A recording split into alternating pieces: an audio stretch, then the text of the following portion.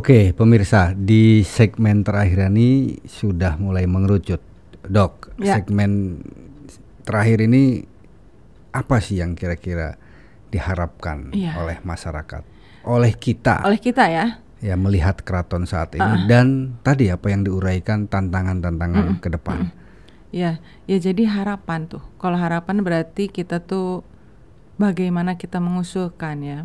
Mungkin mewakili masyarakat ya. Walaupun seorang gitu. Ya tentu berharap bahwa segera dalam waktu singkat tuh ada target, Mas. Ya. Ada target waktu. Ya. Jadi kalau memang berniat dan menyadari bahwa sumber rezekinya Kota Cirebon itu adalah itu keraton itu. Jadi PAD sumber asli daerah. Income, sumber rezeki ya, sumber rezeki Kota Cirebon gitu. PAD-nya dari keraton, sadarilah itu, maka lakukanlah revitalisasi. Betul.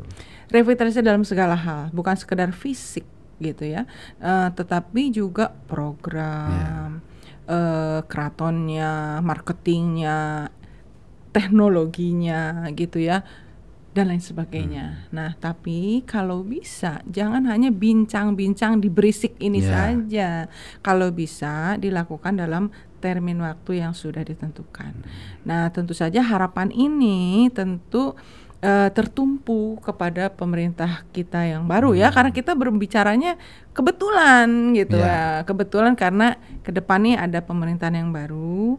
Mudah-mudahan bisa memberikan target waktu selama 5 tahun ini, misalnya 2 tahun keraton sudah begini gitu kan, atau ya 2 tahun 3 tahun udah bisa, 3 tahun ketiga sudah bisa dinikmati. Iya, tapi di awal harus terbuka dulu. Iya, betul. Terbuka terhadap masukan-masukan dari masyarakat, dari stakeholder, dari akademisi, dari media, sehingga menghasilkan rumusan. Ya, rumusan itu ajak yang disepakati ya sebagai ide dan gagasan bersama. Ya, sehingga tidak lagi tuh pemerintah disalahkan. Ya. Betul. Kalau sudah semua ikut berpartisipasi, ya itu sudah tanggung jawab bersama. Yuk kita usung gimana konsep pariwisata ke depan. Itu kan orang-orangnya nih. Kalau saya tetap menekankan pada waktu, Mas. Jadi misalnya nih, hari bulan Februari. Ada target gitu. Bulan Februari dilantik nih. Misalnya 6 bulan itu sudah meeting tuh orang-orang yang tadi Mas saya sebutkan, akademisi, budayawan, ya pemerintah juga dari kedinasan duduk bareng. Jadi 6 bulan itu sudah terbentuk konsepnya. Ada akselerasi. Jadi harus ada misalnya per 6 bulan. 6 bulan ini sudah ada meeting, sudah ada kumpul-kumpul orang. 6 bulan berikutnya sudah ada ini. Jadi ada tahapan. Tidak sekedar wacana gitu ya, wacana yang seperti kita ini kan hanya wacana. Sebenarnya kita di sini hanya wacana karena kita tidak punya kebijakan. Wacana yang mudah-mudahan jadi alternatif solusi. Gitu sih. Ya. Nah, kan biar ada manfaatnya.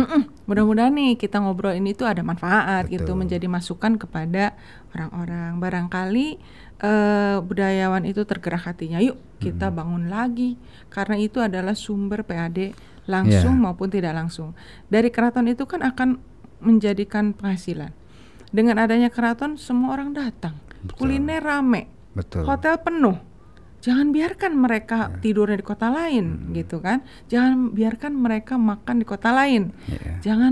Jangan beri kesempatan orang-orang untuk pergi ke kota lain yang mereka sudah punya wisata-wisata buatan. Sekarang kan sudah banyak banget wisata-wisata buatan, hanya ingin datang ke sana mencari kenyamanan. Kuliner, banyak tempat ngopi, kongko, resto. Dibuat supaya nyaman. Jauh-jauh ke sana hanya sekedar makan. Padahal di sini ada tempat wisata yang sangat bernilai. Tuh kan kita sampai bilang bernilainya aja barengan. Sangat bernilai. Bernilai dalam segala hal. Ada sejarahnya ya kan, sebagai pusat budaya, tradisi. Nah yang saya inginkan, Mas, saya nggak punya anak kecil, tapi kalau untuk keluarga-keluarga muda ya, yang milenial, yang Gen Z gitu, kan mereka anak-anaknya itu kan tidak tahu keraton seperti apa gitu. Saya tuh ingin kebayangnya gini, dulu atau sekarang kita anak-anak tuh mainnya kalau healing hari Minggu gitu ya, jalannya ke mall atau ke kolam renang atau ke sana kemana gitu. Inginnya tuh bagaimana kalau mereka tuh jalan-jalannya ke keraton. Jadi sekalian jalan-jalan, sekalian juga wisata sejarah, gitu kan. Jadi rame keraton tuh. Tidak lama kemarin, belum lama ya, kita kan, Mas kan pergi ke Babel ya, saya ke Bali. Nah di Bali tuh kan gimana sih kita ke pura begitu indahnya. Gimana kok mau akses ke situ, parkir bagus, jalan bagus, pohon-pohon bagus, tertata rapi, seneng banget gitu. Hanya untuk masuk ke sebuah pura, tempat berdoa. Nah ini kerajaan gitu loh, sultan, istana. Ya tuh harus lebih indah dari itu. Betul. Gitu. Jadi kuncinya tadi ya, berarti ada penataan. Iya. Penataan agar lebih menarik, ya. Dan tentu menjadi tujuan gitu. Iya. Menjadi tujuan orang kalau udah datang, udah menarik, punya kesan yang bagus, ingin balik lagi nantinya. Nah, betul. Iya. Itu pemirsa, tantangan dan juga harapan kita semua. Mudah-mudahan harapan-harapan tadi bisa terwujud dan menjadi sebuah rumusan kebijakan bagi pemerintah Kota Cirebon. Tentunya Bu ya, itu harapan kita ya. Iya, betul. Oke, ini segmen terakhir dan tetap di Berisik, berbagi solusi untuk publik.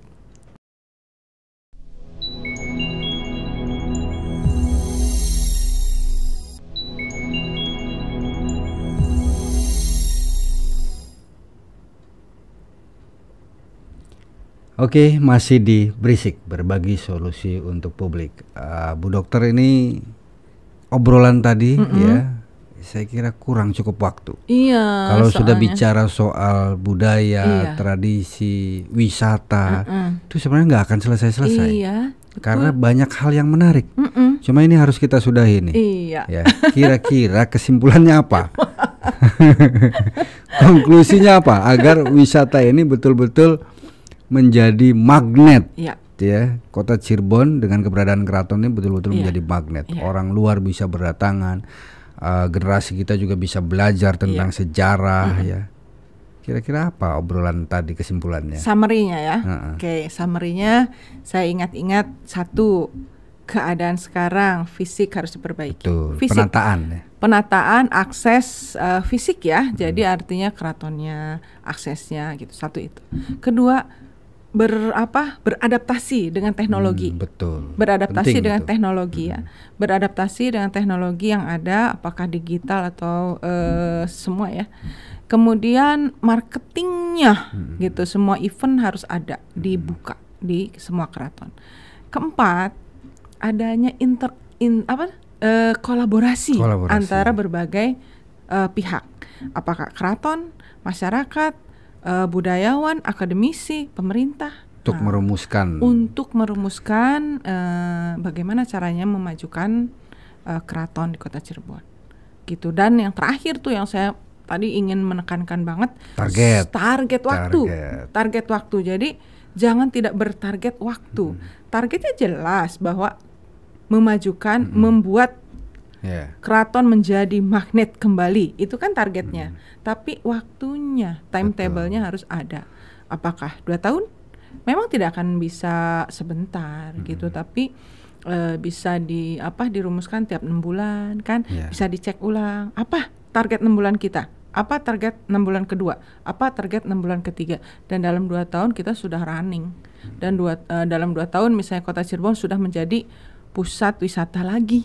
Orang tidak akan mau pergi dari Kota Cirebon. Amin, mudah-mudahan terwujud. Kalau bisa tiap minggu datang sini orang-orang. Kita yang keluar. Ya, kita yang keluar. Jangan. Kita cinta Cirebon, kita cinta budaya Cirebon, kita cinta tradisi dan kuliner Cirebon. Iya, betul.